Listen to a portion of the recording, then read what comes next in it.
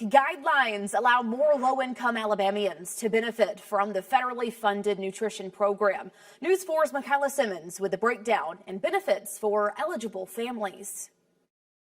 Under new Alabama WIC income guidelines, a family of two who make less than or equal to $37,814 now qualifies for WIC.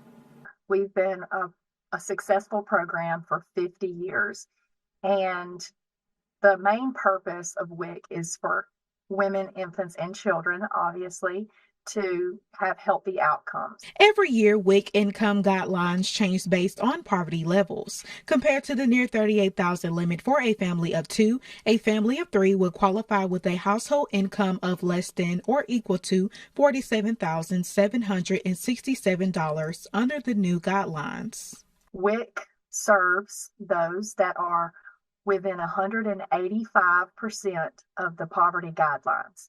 So, for example, if a poverty guideline was $20,000, then WIC would be 185% of that, and you would qualify if you were under that number. Those who qualify for other benefits such as SNAP, Medicaid, or TANF automatically qualify for WIC. Frozen fruits and vegetables, low-fat milk, low-sugar cereals, cheese, yogurt, bread. From the card, what happens is you're purchasing those specific items. You're not given a certain dollar amount for those items. WIC offers more than just healthy food. It offers free nutrition education, breastfeeding support, and more. In Dothan, Michaela Simmons, your hometown news leader.